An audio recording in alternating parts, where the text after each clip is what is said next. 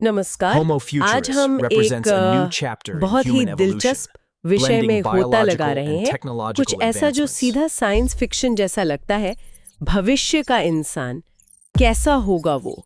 क्या हम ऐसे ही रहेंगे जैसे आज है, या कुछ बिल्कुल अलग बन जाएंगे? हमारे पास कुछ स्टडीज और लेख हैं जो इसी सवाल को कुरेदते हैं, और खासतौर पर दो आइडियाज पर फोकस करते हैं, होमो सेपियंस फ्यूचरस और होमो फ्यूचरस।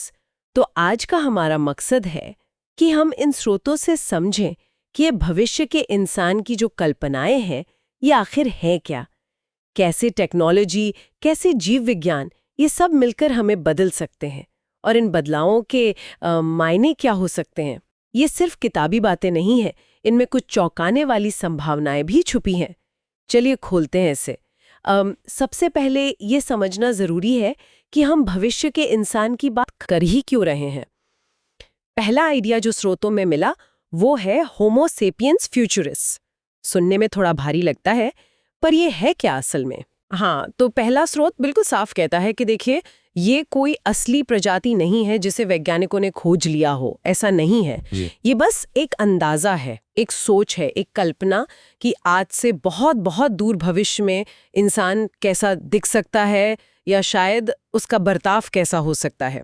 और अंदाजे भी बड़े दिलचस्प हैं। जैसे ये कहा गया है कि शायद हम कम झगड़ालू हो जाएं, आपस में ज्यादा मिलजुल कर रहें। शारीरिक बदलावों की भी बात है, कौन जाने, शायद कद लंबा हो जाए, वजन कम हो जाए, या क्या ये भी हो सकता है कि दिमाग का आकार थोड़ा छोटा हो जाए। ये भी एक संभावना जताई है स्रोत ने। और हाँ, तकनीक के साथ हमारा रिश्ता वो तो और भी गहरा हो जाएगा, ये भी एक बात कही गई है। बिल्कुल। और यहाँ ये समझना बहुत जरूरी है कि हम यानी आज के होमो सेपियंस और ये होमो सेपियंस फ्यूचरिस्ट की जो कल्पना है, इसमें जमीन आसमान का फर्क है। ये आज की बात नहीं हो रही, ये बहुत दूर के भविष्य की एक धुंधली सी तस्वीर है।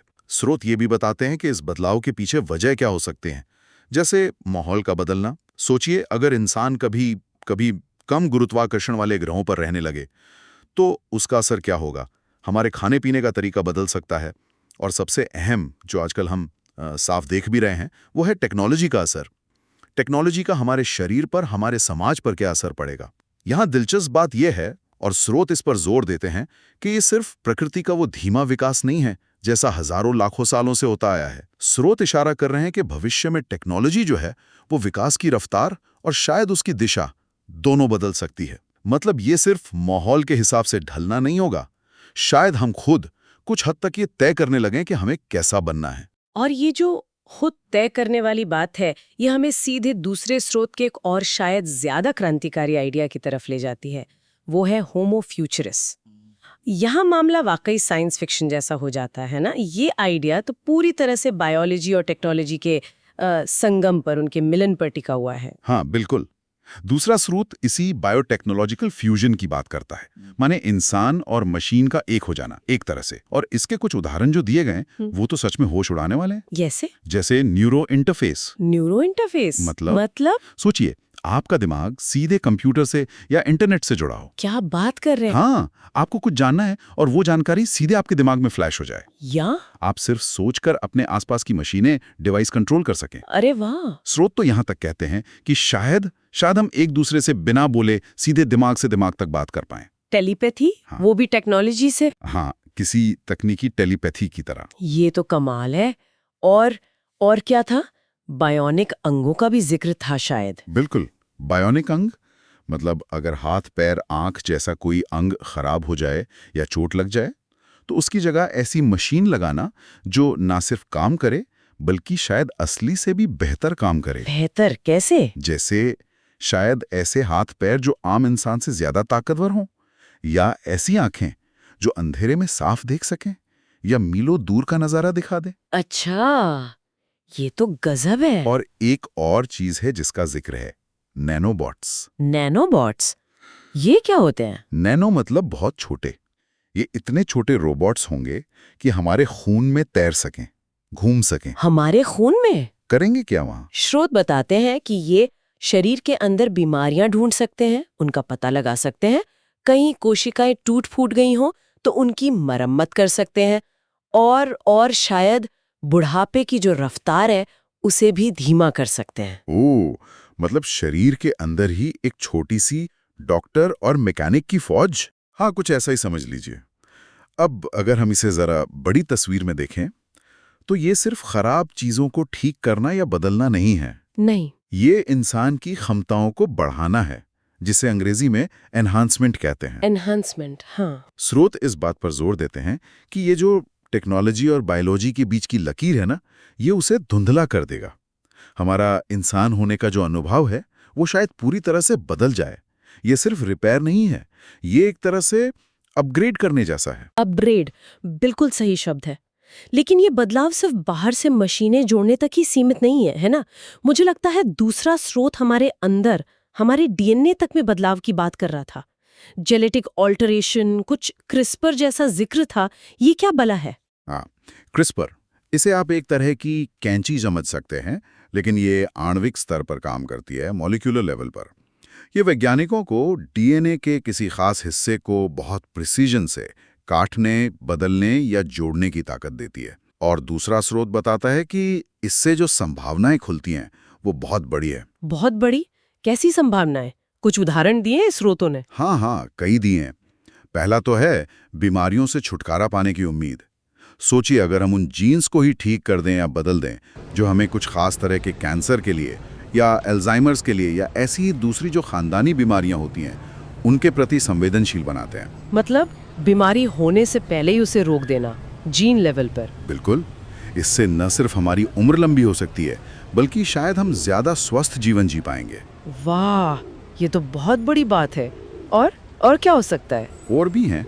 स्रोत मानसिक और शारीरिक क्षमताएं बढ़ाने की बात भी करते हैं।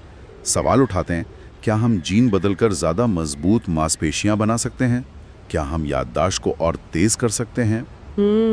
या ऐसा कुछ कर सकते हैं कि हमें कम नींद की जरूरत पड़े और फिर भी हम ज्यादा एनर्जेटिक महसूस करें?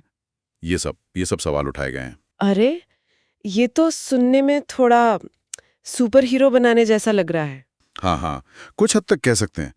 लेकिन स्रोत इसे सिर्फ सुपर पावर के नजरिए से नहीं, बल्कि माहौल के अनुकूल ढलने के नजरिए से भी देखते हैं।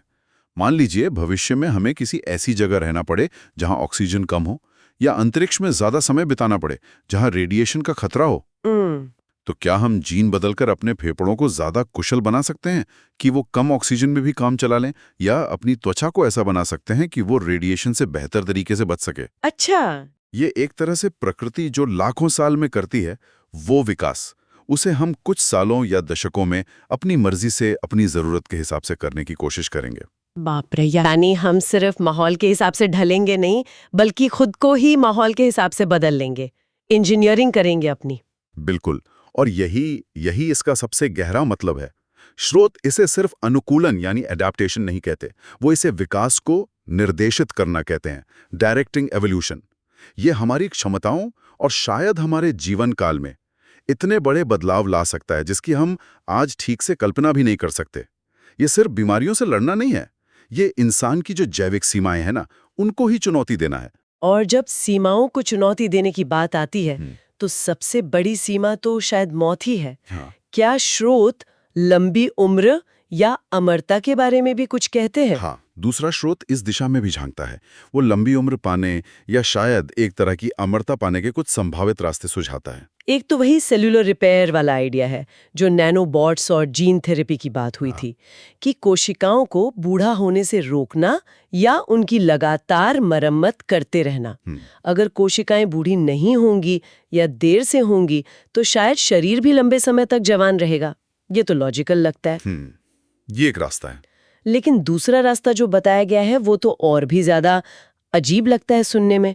चेतना का अपलोड, माइंड अपलोडिंग, इसका क्या मतलब हुआ? हाँ, ये आइडिया थोड़ा दार्शनिक ज्यादा है, फिलोसॉफिकल। इसका मतलब है कि किसी इंसान की चेतना, उसकी यादें, उसकी सोच, उसके पर्सनालिटी, उसका पूरा मानसिक ढांचा, इन सब को किसी तरह स्कैन करके डिजिटल रूप में कंप्यूटर में डाल देना। कंप्यूटर में? हाँ। स्रोत बताते हैं कि कुछ भविष्यवादी ऐसा मानते हैं कि अगर ये संभव हो सका तो भले ही हमारा ये जैविक शरीर मर जाए, हमारी चेतना एक डिजिटल दुनिया में, एक कंप्यूटर में हमेशा जिंदा रह सकती है। अरे बाप रे, मतलब शरीर खत्म पर हम कंप्यूटर में जिंदा। लेकिन एक मिनट, क्या वो सच में हम होंगे या बस हमारी एक कॉपी, एक डिजिटल भूत? यही तो सबसे बड़ा सवाल है। जैसा कि स्रोत इशारा करते हैं, अगर चेतना शरीर से अलग हो सकती है, अगर उसे कॉपी किया जा सकता है, तो फिर इंसान होने का मतलब क्या रह जाएगा? हमारी पहचान किससे जुड़ी है? इस हाड़ मांस के शरीर से या हमारी सोच, हमारी यादों, हमारी चेतना से? क्या वो डिजिटल चेतना वाकई इंसान कहलाएगी?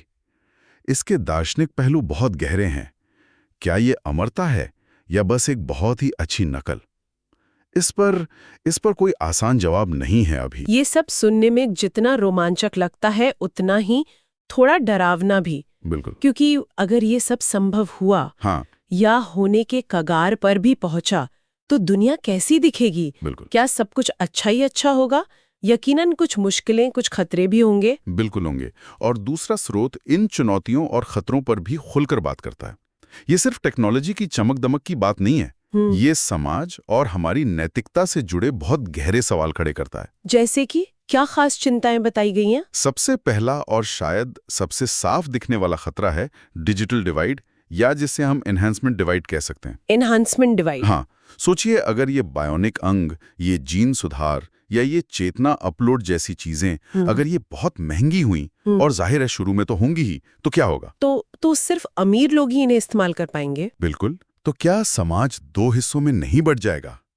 एक तरफ वो लोग जिनके पास ये टेक्नोलॉजी खरीदने के पैसे हैं, जो शायद बेहतर या उन्नत इंसान बन गए हैं, और दूसरी तरफ बाकी सब साधारण लोग। ओह, इससे तो गैर बराबरी वो तो आसमान छूने लगेगी। अमीर और गरीब का फर्क शारीरिक और मानसिक क्षमताओं तक पहुंच जाएगा। हाँ, यही चिंता स्रोत जताते हैं। और फिर है पहचान का संकट। पहचान का संकट? हाँ, स्रोत सवाल उठाते हैं कि जब हमारे शरीर में मशीनी पुर्जे लग सकते हैं, जब हम अपने जीन बदल सकते हैं, जब शायद हमारी चेतना हमारे शरीर से अलग होकर भी मौजूद रह सकती है, तो फिर हम हैं कौन?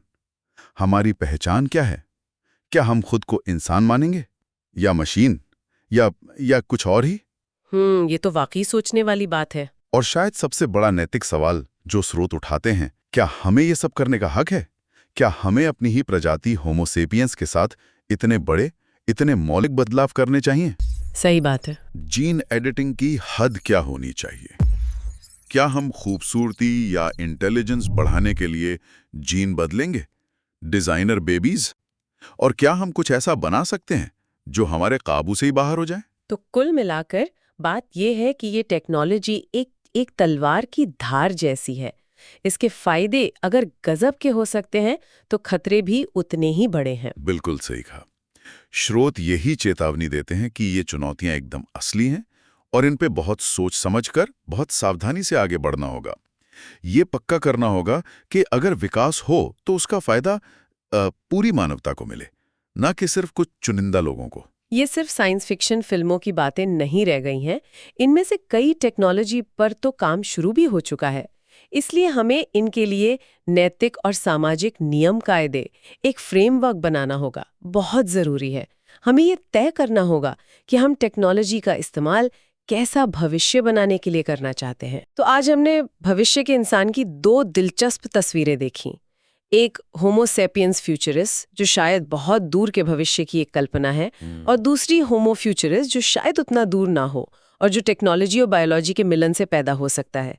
हमने देखा कि कैसे दिमाग कंप्यूटर इंटरफेस, कैसे बायोनिक अंग, नैनोबॉट्स, जीन एडिटिंग और शायद लंबी उम्र पाने की कोशिशें, ये सब हमारे आने वाले कल को पूरी तरह बदल सकती हैं। लेकिन हमने ये भी समझा कि इन संभावनाओं के साथ कितनी बड़ी सामाजिक और नैतिक चुनौतियां जुड़ी हुई हैं। बराबरी का सवाल, पहचान का सवाल और खुद को बदलने के अधिकार का सवाल। और अंत में एक सवाल जो इन स्रोतों को पढ़ने के बाद मेरे दिमाग में घूमता रहता है और जिस पर शायद हम सबको सबसे ज़्यादा सोचने की ज़रूरत है। स्रोत ये तो बताते हैं कि हम टेक्नोलॉजी से भविष्य को आकार दे सकते हैं, अपनी क्षमताएं बढ़ा सकते हैं, शायद उम्र भी लंबी कर लें। लेकिन क्या इस पूरी प्रक्रिया में इंसान होने का मतलब ही बदल जाएगा? अगर हम अपनी कुदरती जैविक सीमाओं को इतना पीछे छोड़ देते हैं, अगर हमारी चेतना शरीर के बिना भी रह सकती है, तो क्या हम तब भी इंसान कहलाएंगे या हम कुछ और बन चुके होंगे? इस पर सोचना जरूरी है। वाकई एक ऐसा सवाल जो हमें सोचने पर मजबूर करता है कि हम आखिर किस दिशा में जा रहे हैं और शायद हम क्या बनना चाहते हैं। और इसी सवाल के साथ हम आज की ये बातचीत यहीं खत्म करते हैं। उम्मीद है आपको ये जानकारी दिलचस्प और सोचने लायक लगी होगी।